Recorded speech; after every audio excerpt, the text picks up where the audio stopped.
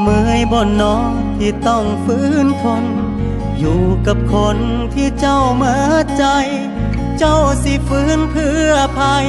เมื่อสุดท้ายเจ้าก็ต้องลาบ่มีความหักในสายตาคือเก่าอ้ายผู้เก่ามือนี้เมิดค่าอ้ายแค่โตปัญหาที่เจ้ารู้ตนอ้ายก็เข้าใจบ่ต้องห่วงบ่ต้องทนถ้าหากมีคนดูแลเจ้าได้เมื่อหากอ้ายนี้บ่มีความหมายกันยังจับมืออ้ายไว้มันเสียเวลาแม่นบ่เกิดทิ่มไว้ตรงนี้ล่ะทิ่มอ้ายสาบ่เป็นหยังอยู่ได้ให้เจ้าไปกับคนที่เขาพาเจ้าไปได้ต่อเกิดทิ่มไว้ตรงนี้ล่ะทิ่มภาระจังอ้ายได้บ่เจ้าเมื่อยพอละน้องอ้ายขอให้เจ้าโชคดีอ้ายส่งสุดแขนบ่แม่นสุดฝันย้อนเจ้านั้นเปลี่ยนจุดหมายไปถึงเฮ็ดดีปานใดบ่มีผลกับใจของเจ้าสิยื้อจังใดมันก็ต้องจบลงเจ้าก็คงหู้เหตุผลดีควรจบกันสักทีอ้ายนี้สิยอมเป็นคนเสียใจบ่ต้องห่วงบ่ต้องทนถ้าหากมีคนดูแลเจ้าได้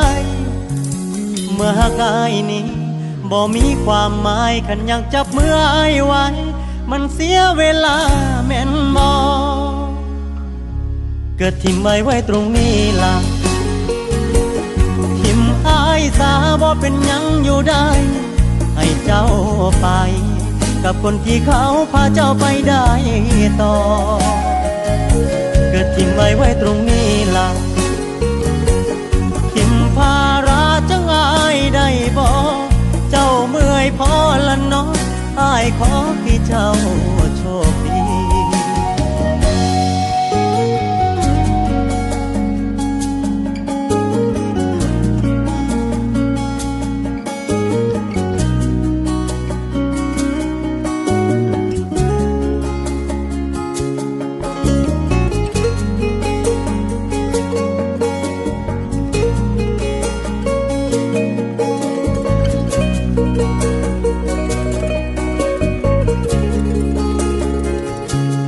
บ่ต้องห่วง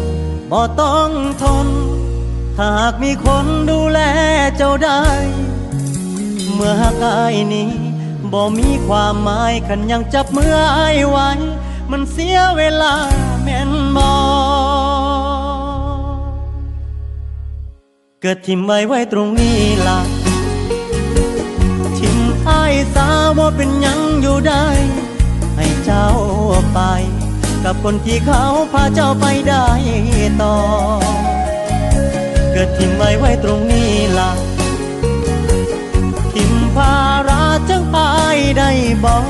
เจ้าเมื่อยพอละน้องอ้ายขอให้เจ้าโชคดี